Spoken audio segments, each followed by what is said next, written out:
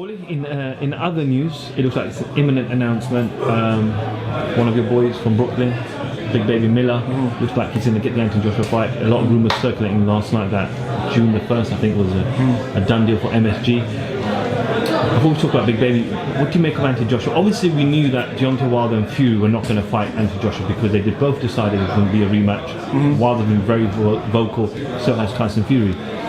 But you obviously had Dylan White in play there. That was hoping that if the big two heavyweights couldn't fight Joshua, then he'll be next in line. Dylan's been very vocal on a lot of media channels. He's gone to America on the Pacquiao-Broner fight week, spent a lot of time with media, and he said a lot of things such as they're not making adequate offers, it's lowball offers, they've decided that they want to fight Big Baby months ago, it was all tactics to avoid us. He even went on, I think, on IFL, and he talked about how he saw 50 million, he was shown that there were 50 million sent to Eddie Hearn. What do you make of that whole kind of scenario? I understand Dillian's frustration. As a fighter who has accomplished so much in the sport in his not long career, Dillian is certainly worthy of a shot at the heavyweight title. When you look at all the things he's done so far, and lesser fighters have gotten shots at heavyweight titles, I can understand the frustration. And it's not fair to him. And he's got to, frankly.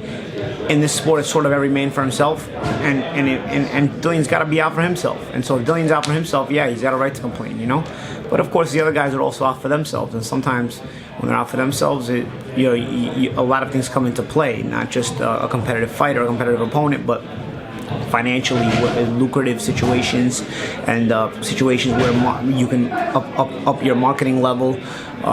In this particular situation, Anthony Joshua, who I think is a great fighter, regardless of the fights with Fury and Wilder not being made, I think he sees it as time to invade the U.S. shores, and it's time to get that notoriety in America, and I think everybody comes to that point in their career when they reach a certain level. So I almost can understand Joshua's perspective as well. But of course, that doesn't mean I don't understand Dillian's perspective, But again, this is one of those situations where it's every man for himself, and everybody's looking out for their own best interests, I do notice the common theme with UK fighters coming to America. They love to start out with hotshot New Yorkers, Prince Asim Hamed started out with Kevin Kelly.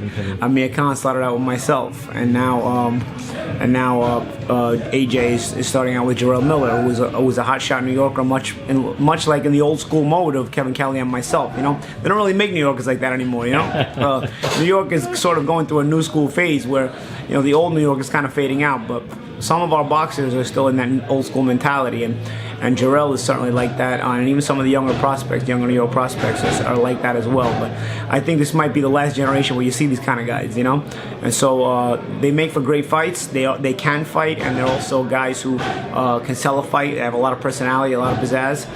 And I do think that AJ and Miller is going to be a fun fight. AJ doesn't back away from a tough fight, from a tough situation. He likes to be in your chest.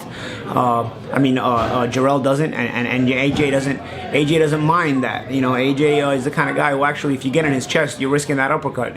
So I'm curious to see how tactically this fight's going to be approached. But I do think they're both very macho guys, very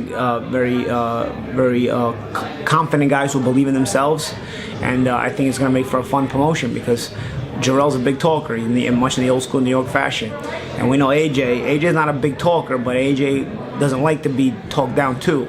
So I could see some bad blood developing in there, and I could see a very fun fight with some fireworks in there.